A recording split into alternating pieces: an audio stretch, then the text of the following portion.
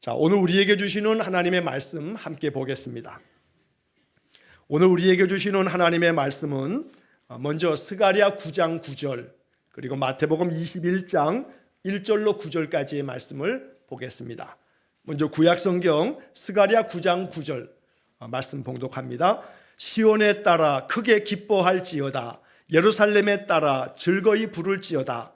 보라, 내 왕이 내게 임하시나니 그는 공의로우시며 구원을 베푸시며 겸손하여서 나귀를 타시나니 나귀의 작은 것 곧 나귀 새끼니라. 아멘. 자, 신약의 말씀으로 마태복음 21장 9절로 1절부터 9절까지의 말씀을 봉독하겠습니다. 그들이 예루살렘에 가까이 가서 감람산 벳박에 이르렀을 때에 예수께서 두 제자를 보내시며 이르시되 너희는 맞은편 마을로 가라. 그리하면 곧 매인 나귀와 나귀 새끼가 함께 있는 것을 보리니 풀어 내게로 끌고 오라. 만일 누가 무슨 말을 하거든 주가 쓰시겠다 하라. 그리하면 즉시 보내리라 하시니 이는 선지자를 통하여 하신 말씀을 이루려 하심이라. 일러스되 시온 딸에게 이르기를 내 왕이 내게 임하나니 그는 겸손하여 나귀 곧 멍에 매는 짐승의 새끼를 탔도다 하라 하였느니라. 제자들이 가서 예수께서 명하신 대로 하여 나귀와 나귀 새끼를 끌고 와서 자기들의 겉옷을 그 위에 얹음에 예수께서 그 위에 타시니 무리의 대다수는 그들의 겉옷을 길에 펴고 다른 이들은 나뭇가지를 베어 길에 펴고 앞에서 가고 뒤에서 따르는 무리가 소리 높여 이르되 호산나 다윗의 자손이여 찬송하리로다. 주의 이름으로 오시는 이여 가장 높은 곳에서 호산나 하더라. 아멘. 자, 우리 앞에 뒤에 옆에 있는 분들하고 인사 한번 나누겠습니다. 손 한번 잡아주시고 축복합니다. 인사합니다. 자, 축복합니다. 자, 오늘도 여러분 옆에 있는 빈자리를 이렇게 한번 토닥토닥 하시면서 앞으로 여기 앉으실 분을 위해서 축복하는 겁니다. 여기에 앉으실 당신을 축복합니다. 시작. 여기에 앉으실 당신을 축복합니다. 항상 우리의 마음속에 빈자리를 하나님께서 여기에 하나님 나라의 구원의 은혜가 필요한 이들을 이곳에 앉혀달라고 인도해달라고 또 기도하고 그렇게 축복하고 마음속에 기도하는 것뿐만 아니라 여러분들이 찾으셔야 돼요. 여러분 주변을 돌아보셔야 돼요. 그래서 내가 이 사람만큼은 하나님의 거룩한 백성으로 내가 만들어야 돼 하는 그런 마음에 영적 부담이 있기를 축복합니다. 그래서 나로 인해서 한 사람이 하나님의 자녀 되어지도록 굉장히 중요합니다. 제가 예전에도 한두 차례 말씀드렸듯이 저희 부모님은 예수 안 믿는 집안 사람들이거든요. 그런데 홀라당 다 망해가지고 결국은 조그만한 새빵살이 단칸방 살면서 그 집 주인이 전도해서 저희 어머니가 예수 믿기 시작했고 제가 어려서 5살, 6살 때 교회 다니기 시작하면서 교회에서 교회학교를 다니고 중고등학교 시절을 보내다가 제가 중학교 3학년 때 뭔가 은혜 크게 받고 목사하겠다 하고 마음 정한 사람이에요. 아마 그 주인집 그 집사님이 전도 안 했다면 저는 목사는커녕 어떻게 살아갔을지 모르겠어요. 한 사람이 한 사람을 권하여 그 사람을 믿음 안에 세워가는 과정 속에 하나님 역사하시면 하나님이 어떤 일들을 펼치실지 우리는 알지 못해요. 그러나 하나님이 계획 속에 난 널 사용하고 싶어 하신단 말이에요. 항상 주님 내가 여기 있습니다. 나를 사용해 주십시오 라고 하는 마음으로 이제 기도하는 거죠. 내 주변에 이렇게 돌아보면 예전에 신앙생활 좀 했다가 지금 안 하고 있는 이들도 있을 거고 또 저 사람은 마음 가운데 기독교 신앙에 대해서 그 마음에 조금 더 내가 애쓰고 섬기면 또 하나님께로 나올 수 있는 사람도 있고 아이고 저 사람은 소용없어 전도해도 씨도 안 맥히는 사람이야 이렇게 판단하지 마시고 하나님이 어떻게 역사하실지는 몰라요. 그러니까 여러분 그들에게도 사랑으로 이렇게 대하시고 기도하시고 그러는 중에 하나님의 은혜가 있기를 간절히 소망합니다. 자, 사순절 넷째 주간을 보내면서 오늘 말씀의 제목을 한번 보겠습니다. 말씀의 제목이 뭐예요? 나귀를 타신 겸손한 왕이에요. 나귀를 타신 겸손한 왕. 예수님께서 나귀를 타시고 예루살렘에 들어가셨다고요. 마태복음 21장의 이야기가 바로 그 얘기를 하고 있죠. 나귀를 타고 예루살렘에 들어가셨어요. 그렇게 예루살렘에 들어가신 그 주간에 예수님은 십자가에 못 박혀 돌아가시지요. 예루살렘에 들어가시는 예수님의 장면을 이렇게 그림을 그리듯이 마음속에 이렇게 생각해 보면요, 이게 참 우스꽝스러운 장면이에요. 왜냐하면 우리는 이 성경의 이야기를 알기 때문에 예수님이 예루살렘에 나귀 타고 들어가셔서 라고 이렇게 그냥 단순하게 생각할지 모르지만 이건 정말 아주 웃기는 일이에요. 사람들이 아마 웃었을 거예요. 왜 웃었냐 하면 예루살렘에 이렇게 들어간다면, 예루살렘은 이스라엘의 수도인데 그 수도에 뭔가 짐승을 타고 들어가는 것은요, 대체로 그 나라의 장군이, 장수가, 또 아니면 왕이 전쟁터에 나가서 전쟁에서 승리를 거두고, 그래서 그 승리를 거둔 그 기쁨으로 많은 군사들을 뒤에 휘하에 이끌면서 준마라고 하죠. 준마. 아주 그냥 큼지막하고, 이건 정말 왕이나 큰 대장군이 탈 만한 그런 말을 타고 기세등등하게 나팔 소리와 함께 군사들과 함께 행진하면서 많은 백성들이 연호하는, 와 만세 만세, 아무개 왕 만세, 아무개 장군 만세 하는 소리와 함께 개선 장군으로 들어가는 거지, 짐이나 싣고 다니는 나귀와 나귀 새끼를 타고서 예루살렘으로 들어간다, 이거는 아주 코미디도 이런 코미디가 없어요. 사람들이 그랬을 거예요. 쟤 뭐냐? 야, 쟤 뭐니 지금? 뭐 나귀를 타고서 저 들어간다 저거? 개선 장군처럼 들어가야 할 그 예루살렘에 예수님이 나귀를 타고 들어가셨다는 것은요, 지금 우리가 그냥 은혜롭게 성경을 읽는 것과는 달리 그 당시 그 시점에서 바라보면 이건 정말 아주 우스운 일이에요. 근데 예수님은 그렇게 하셨어요. 왜 그렇게 하셨냐면 스가랴 선지자가 예언한 말씀이, 메시아가 이렇게 나귀를 타고 너희의 왕이 나귀를 타고 들어갈 것이라고 말씀하셨기 때문에 예수님은 그 말씀을 이루시는 거예요. 복음서의 예수님의 이야기를 우리가 쭉 읽어갈 때, 특히나 마태복음은 예수님은 구약의 예언자들이 구약의 말씀이 언급하였던 것을 이루신 분으로 마태는 특별히 그렇게 기록을 하고 있어요. 그래서 마태복음에는 구약 성경을 많이 인용을 하고 있어요. 다른 복음서와 다른 마태복음의 특징이거든요. 근데 그 마태가 오늘 본문의 이야기에서 스가랴 9장 9절을 언급한단 말이에요. 옛날 스가랴 선지자가, 스가랴라고 하는 말이 마태복음에는 있지 않지만 마태복음 21장 오늘 읽었던 본문의 4절 말씀에 보면 이는 선지자를 통하여 하신 말씀을 이루려 하심이라. 그 선지자가 누구냐면 스가랴 선지자예요. 이 스가랴 선지자가 누구냐면 예수님 태어나시기 전에 한 500년 전의 사람이에요. 500년 전의 사람. 그러니까 500년 전의 이야기를 예수님께서 오셔서 이루셨다는 거예요. 500년 전의 선지자의 그 예언의 말씀이 성취되었다라고 하는 거죠. 그래서 하나님께서는 장차 메시아는 왕으로 오실 건데 그 왕은 권력을 가지고 자기의 그 권력의 힘으로 세상을 통치하는 자가 아닌 나귀를 타시고 오시는 분이다 라고 스가랴 선지자가 이야기를 한 거예요. 그래서 예수님은 예루살렘에 들어가시면서 이제 이 예루살렘에 들어가는 이 날이 마지막임을 예수님은 아시는 거죠.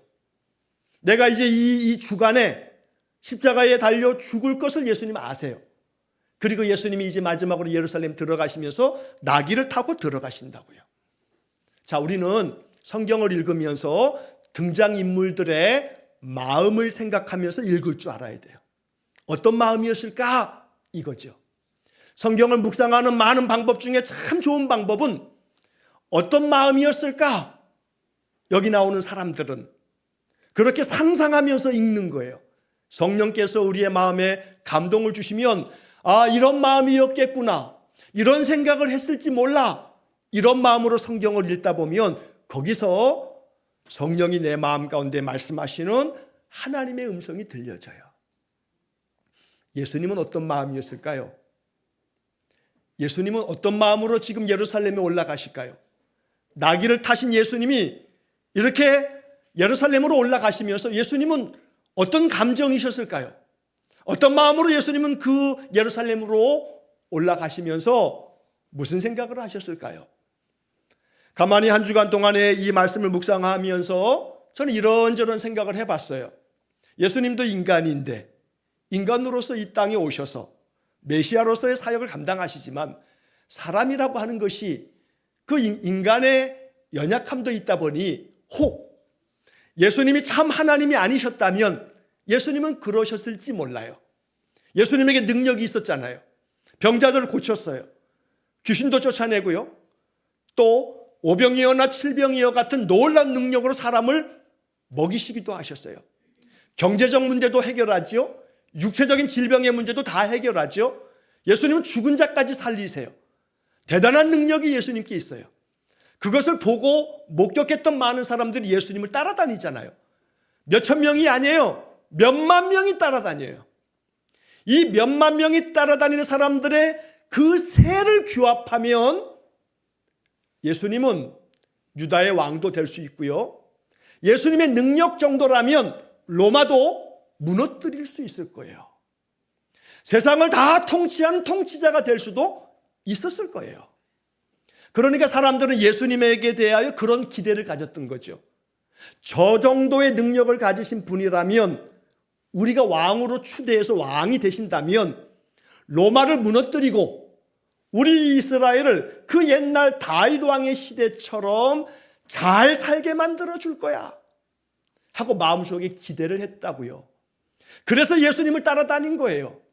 오늘 마태복음 21장에 이야기하고 있는 것처럼 사람들은 예수님이 예루살렘에 들어가자 한편에서는 우스꽝스러운 장면이지만, 왜냐하면 나귀를 타고 들어가니까.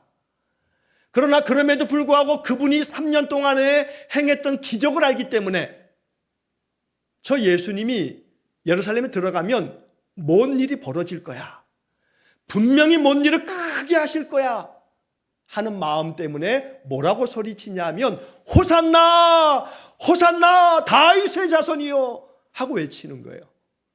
여기에는요 사람들의 의도가 있어요.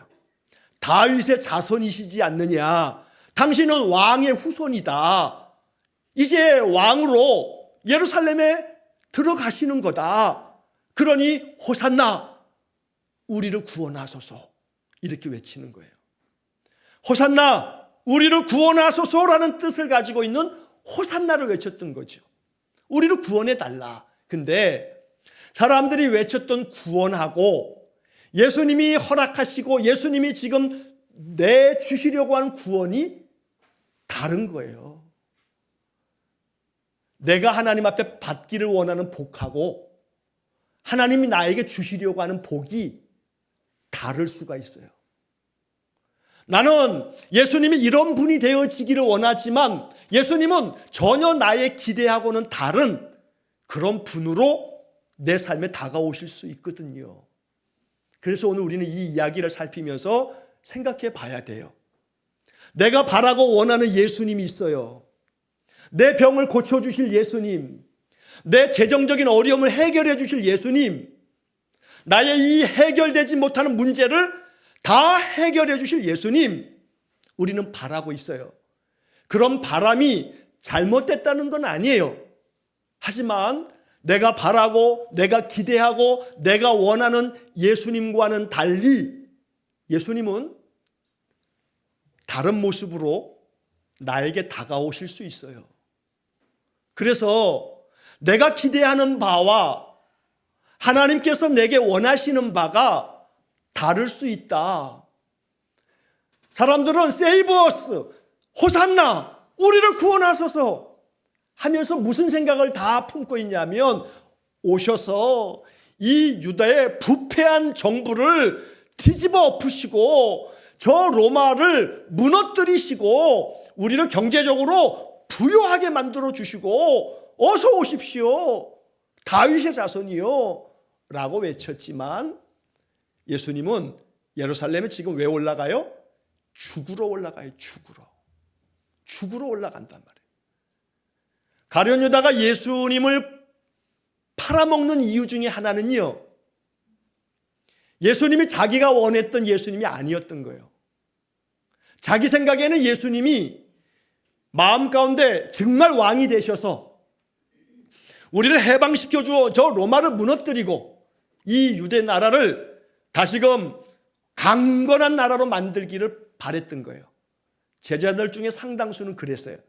그러니까 주님의 나라가 세워지게 되면 나는 오른쪽에, 나는 왼쪽에 앉혀달라고, 심지어 야고보와 요한의 어머니는 주님의 나라가 되면 내 아들은 주님의 하나는 오른쪽, 하나는 왼쪽에 앉혀달라고 이렇게 말할 만큼, 그러니까 제자들은 계속해서 마지막 식탁 최후의 만찬 자리에서도 누가복음에서는 누가 크냐고 싸우고 있더라고요. 누가 크냐고 싸우고 있는 그런 그들 앞에서 예수님은 마지막 최후의 만찬을 베풀고 계시는 거예요. 참 예수님 마음 가련해요. 나는 이제 오늘 밤이 지나면 붙들려 가서 고초를 겪고 죽는데 얘네들은 이 마지막 식탁 자리에서도 누가 크냐고 싸우고 있더라고요. 왜요?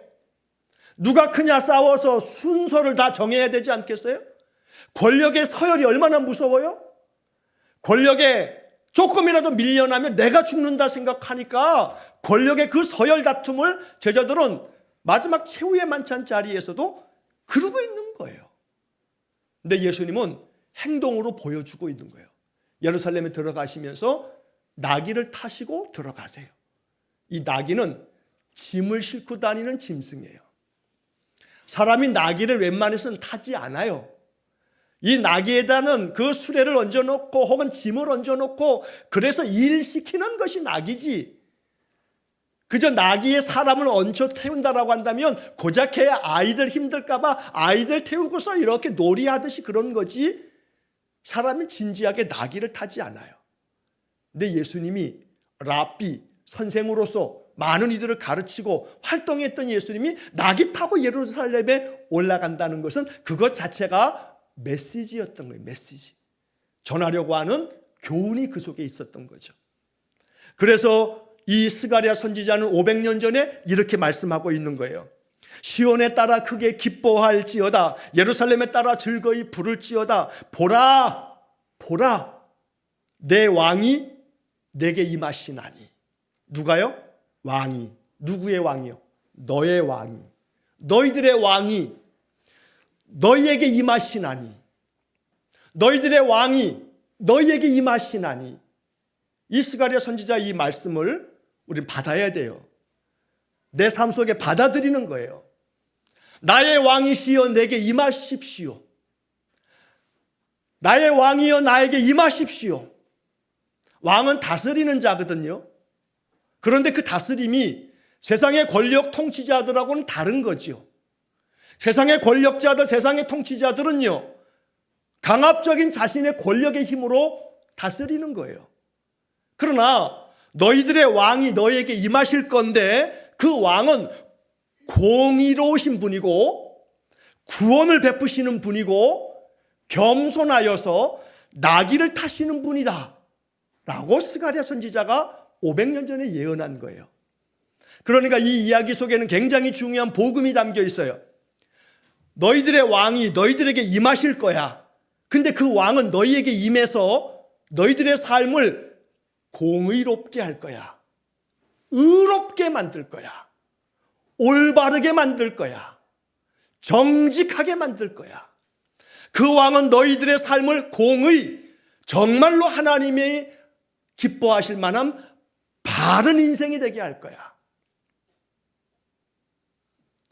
사람들은 말이에요, 세상 인심은요, 속여 먹어야만 이문을 남기고, 내가 속이지 않으면 내가 속아 넘어가니까 내가 먼저 치지 않으면 내가 당해.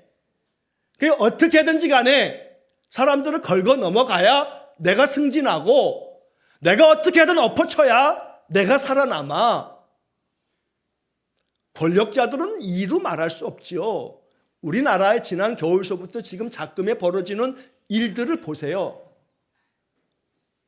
세상의 권력자들이나 세상에 힘 있는 자들은요, 그 더 강한 힘으로 내가 누군가를 제압하지 않으면 내가 당한다는 생각에 끊임없이 자신들의 경제적 권력, 정치적 권력, 어떤 권력이든지 사용해서 압제하는 자들인데, 너희들의 왕이 너희들에게 임할 건데 그 왕은 공의로우셔서 너희들을 공의롭게 다스릴 뿐 아니라 너희들을 의로운 사람으로 만들 거고 너희들에게 구원을 베푸시는 분인데, 그분은 겸손하여서 나귀를 타시는 분이다 라고 말씀하시는 거예요. 여기서 이제 성경은 겸손이라고 하는 이 이야기를 우리에게 던져주고 있어요. 예수님은 겸손하시다는 거죠. 예수님께서는 당신 스스로도 나는 마음이 온유하고 겸손하니 나에게서 배워라 하고도 말씀하세요. 예수님은 당신은 겸손하시다 말씀하시는데, 그 겸손은요, 단순히 성품을 이야기하는 차원을 넘어서는 거예요. 여러분, 겸손 그러면 무슨 생각이 떠올라요? 겸손 그러면 떠오르는 이미지가 뭐예요? 사실 이 겸손이라고 하는 것이 단순히 그 사람의 성품을 말하는 것이라고 생각한다면, 예수님의 겸손은 그것보다 훨씬 더 능가한 거예요. 많은 이야기를 나눌 수 있지만 그냥 오늘은 한 가지만 이야기하자면, 겸손은요, 이렇게 여러분들 마음을 먹으면 좋겠어요. 자기 자리를 지키는 거다. 겸손이 뭐라고요? 자기 자리를 지키는 거예요. 겸손에 대한 많은 이야기로 많은 것들을 성경에서 근거로 삼아 이야기를 할 수 있겠지만, 오늘은 겸손은 자기 자리를 지키는 거다. 예수님은 어떤 자리를 지켰냐면요, 나귀 위에 올라타셔가지고 그 자리를 지키신 거예요. 그러니까 원래 빌립보서 2장의 말씀은 근본 그분은 하나님과 본체시나 하나님과 동등됨으로 취할 것으로 여기지 아니하시고 자기를 낮추사 죽기까지 복종하셨으니, 그렇게 예수님은 세상에 오셔서 자기 자리를 지키셨는데 죽기까지 복종하시면서 자기 자리를 지키셨어요. 자기 자신을 낮추는 것을 예수님은 몸소 보여주셨고, 그 자기 자신을 낮추는 모습을 통해서 세상을 구원하시려고 이 세상에 오셔서 나귀도 타시고 또 십자가에 못 박혀 죽으시면서 그 자리를 지키시는 거예요. 겟세마네 동산에서의 예수님의 기도를 우리는 잘 알고 있어요.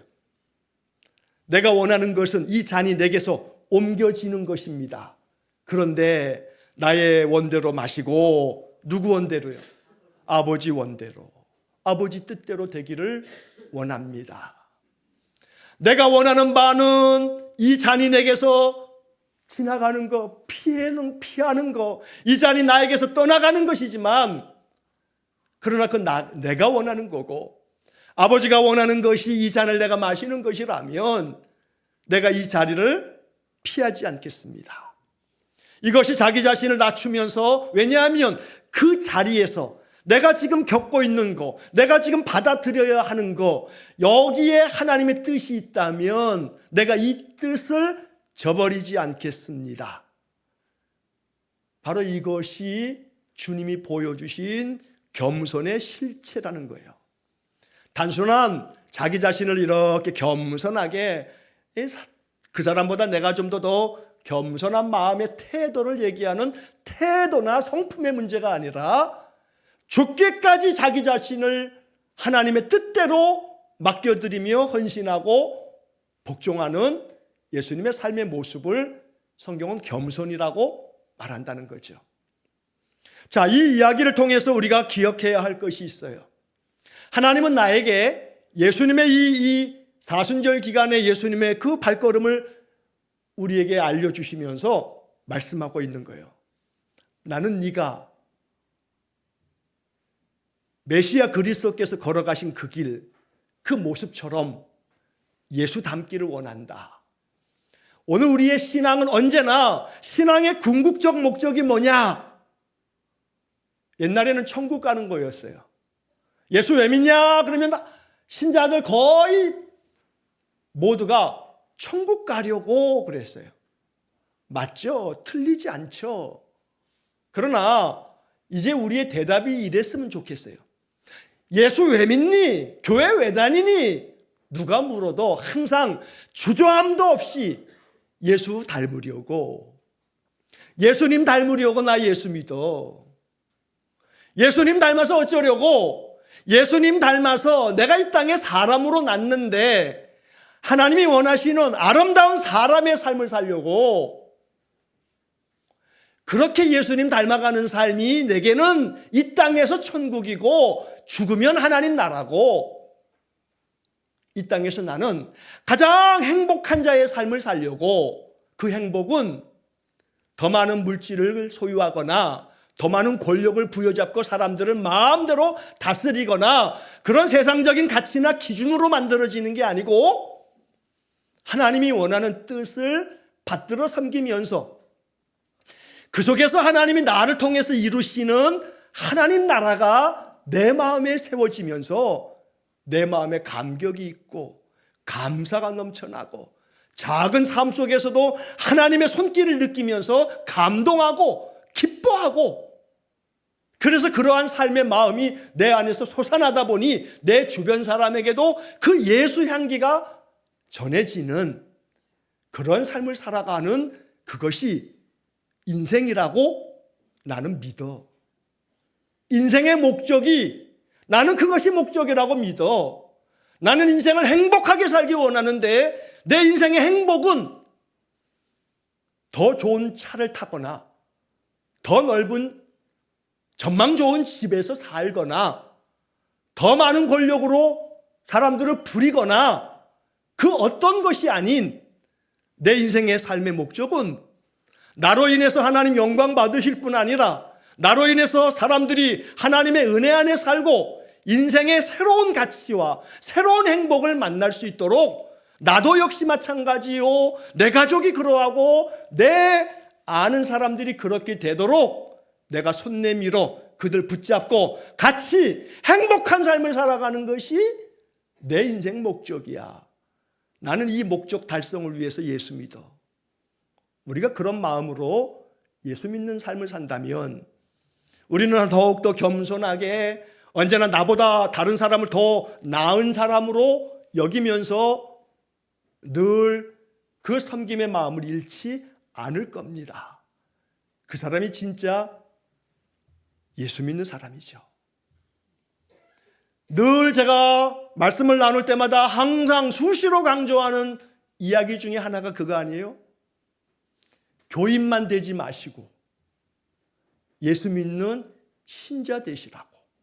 우리 모두가 교회에 출석하는 교인만 되려고 하지 말고 예수 따르는, 예수 닮아가는, 예수님 말씀에 감동되어 그 감동으로 삶이 행복해지는 진짜 예수의 사람, 예수의 가르침이 내 마음에 깨달아지고 느껴지고 그 가르침에 따라서 내가 어찌 살까 고민하고, 그러면서 예수의 말씀이 나의 삶의 원동력이 되고 예수님 말씀, 하나님 말씀들이 내 마음속에 활기를 만들어주고, 그래서 하루하루의 삶이 너무너무 감사하고 그런 감동이 있기 때문에 하루가 너무너무 소중하고 아침을 맞이하는 것이 너무나 감사하고, 그렇게 하루하루를 살아간다면 그 사람의 삶에는 이미 하나님의 나라가 임하였다는 거죠. 오늘 우리의 인생의 삶이 말이에요, 나귀를 타신 겸손한 왕은요, 세상을 호령하는 왕으로 오신 게 아니에요. 세상을 섬기기 위해서 세상 사람들을 일으켜 세우려고 그들의 모든 죄값을 다 짊어지시면서 예수님 예루살렘에 죽으러 가셨어요. 죽으러 가셨어요. 좀 지나친 얘기입니다만 잘 이 이야기를 이해하면서 들으십시오. 예배당에 나와서 예배합니다. 예배하면서 찬송 부르고 기도하고 말씀 듣습니다. 마음 가운데 느끼는 바가 있고 깨달아지는 바가 있습니다. 그리고 난 다음에 예배당 밖으로 나아가면서 가정으로 가시고 내일부터 또 일터로 가시는 분도 계시고 우리의 삶의 자리로 나아가면서 마음속에 이렇게 결정하는 겁니다. 이 예배당을 나가시면서 나는 이제 죽으러 간다. 뭐 하러 간다고요? 죽으러 간다. 나는 이제 이 예배당에 나서면서 나는 이제 죽으러 간다. 이게 뭐냐면 예수님은 죽는 게 사명이었거든요. 당신이 죽어야 대속의 제물이 되므로 세상을 구원하시는 거 아니에요? 예수님은 당신에게 주어진 사명 감당하기 위해서 죽음의 길을 피하지 않고 예루살렘으로 지금 들어가신 거거든요. 그러니까 제 말씀은 예배당에 나서면서 나는 이제 죽으러 간다. 나는 이제 내 사명 감당하러 간다. 내 사명 감당하러 간다. 이거예요. 가정에 가서 식구들을 잘 살피고 섬기고 사랑하고 아끼고 일터에 가서는 누구보다도 충성되게 일을 잘 감당하고 동네에서도 사람들에게 덕담을 나누고 격려하고 축복해주고 위로해주고 아는 사람들에게는 어떻게든지 이 사람들 예수 안에서 더 믿음 갖도록 우리 교회 좋아요. 아침마다 기도문 여러분 올려드리면 그거 자꾸 전달하세요.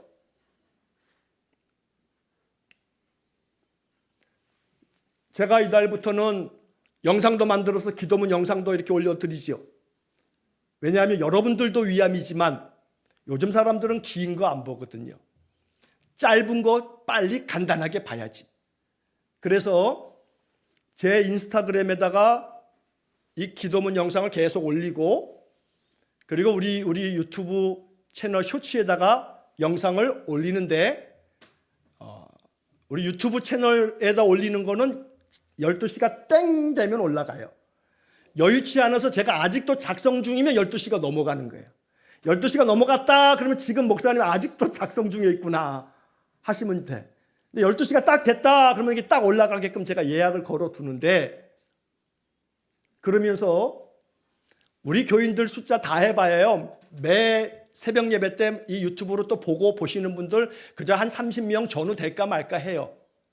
예배에 대면 예배는 한 2분 정도 이렇게 또 한두 번 참석하시지만 아침에 한 14, 15분 이렇게 동시에 또 실시간 예배를 드리시잖아요. 그리고 난 다음에 또 시청하는 분도 계시지만 어쨌든 한 30명 전후 왔다 갔다 해요. 쇼츠를 올려놓기 시작하니까요. 우리 교인이 아닌 이들이 쇼츠를 보는데 어떨 때는 100명이 넘고요. 어떨 때는 400명이 넘고요. 막 그래요. 인스타그램에 올려놓은 것도 역시 마찬가지로 어떨 때는 100명, 어떨 때는 200명, 어떨 때는 500명, 어떨 때는 최고로 600명이 넘는 사람이 시청한 걸로 왜냐하면 그 만든 사람은 그 안에 이제 설정에 들어가게 되면 이게 다 그런 것들을 파악할 수가 있는데 구독자가 아닌 이들이 이렇게 시청하는 것들이 있어요. 그래서 요즘 사람들이 짧은 거, 말 그대로 쇼츠, 이거를 보려고 하지 긴 거 안 보려고 한단 말이에요. 교인들이야 목사가 설교 이렇게 하면 나중에라도 설교를 또 한번 들어봐야겠다 하고 듣지만 세상은 그렇지 않은 사람들이 많거든요. 그래서 인스타그램하고 이 유튜브에다가 쇼츠를 올리면서 그렇게 많은 이들이 보면서 마음속에 기도를 해요. 어떤 이들인지 간에 이 작은 기도문 중에 마음 가운데 그들의 마음을 건드려 그 마음속에 예수님이 다시금 그 안에 더 확고하게 자리 잡기를 기도하면서 말이죠. 여러분들이 그거 같이 기도하셔야 돼요. 그래서 이 아침 기도문을 통해서 누구든 그 마음의 기도 중에 그것이 내 기도가 되면서 그들의 영이 하나님 찾는 마음으로 하나님 은혜 안에 머물도록 여러분들이 아침마다 이것을 전달하면서도 마찬가지죠. 내가 이걸 전달하는 것도 내게 주신 사명이니까 그 사명 감당하면서 그 속에서 생명이 다시금 능력을 얻도록 기도하는 거죠. 이렇게 우리가 우리 자리 지키면서 우리의 삶에 맡겨진 사명 앞에 예수님께서 죽음의 자리까지 마다치 않고 그 길로 나아가신 것처럼 나아가는 것, 그렇게 예수님 닮아가면서 살아가는 것, 이것이 신앙생활이다. 이것이 신자의 삶이다. 우리 마음속에 그렇게 여기면서 이번 한 주간에도 나귀를 타신 예수님, 겸손하게 자신의 자리를 지키신 예수님, 그 자리를 피하지 않고 그 자리로 나아가 죽으신 예수님, 이것을 통해서 구원을 베푸시고 생명 주신 예수님, 오늘도 여러분 이 예배당을 나가시면서 나는 이제 죽으러 가노라, 마음 가운데 그런 마음으로 내 사명 감당하기 위해 간다 하고 여기시는 거라 이 말이에요. 이 한 주간에도 내게 맡겨주신 사명 잘 감당하시면서 그 사명은 하나님 사랑하고 이웃을 내 몸과 같이 사랑하라, 이게 모든 율법과 선지자의 강령이라 했으니 가정에 돌아가셔서 가족들 사랑하시고 또 일터에서 충성된 마음으로 여러분들의 직임을 잘 감당하시고 여러분들의 삶을 통해서 여러분들의 자리가 예수 향기로 그렇게 빛나는 복된 삶이 되시기를 주의 이름으로 간절히 축원합니다. 기도하겠습니다. 자비로우신 아버지 하나님, 나귀를 타시고 예루살렘에 오르신 겸손하신 왕이신 주님을 배우고 닮아가기 원합니다. 그래서 예수님의 그 삶을 통해서 다시 한번 우리 인생을 돌아봅니다. 이제 이 예배당 자리를 나아갈 때 마음 가운데 하나님 기도합니다. 나도 예수님처럼 예루살렘에 올라가신 예수님이 죽으러 올라가신 것처럼 하나님께서 주신 사명 감당하기 위해서 그 사명 피하지 않고 나아가신 것처럼, 그래서 그 사명의 자리를 지키신 것처럼 오늘도 나의 삶 속에 내게 주신 사명, 내가 감당해야 할 사명, 그 자리를 피하지 않고 그 자리를 지키는 겸손한 참 신자가 되게 주옵소서. 그리하여 가정에서나 또 우리의 삶의 자리에서나 나의 일상의 모든 삶을 통해서 하나님 기뻐하시도록 아름다운 인생을 살아가는 우리 모든 성도들 되게 해 주옵소서.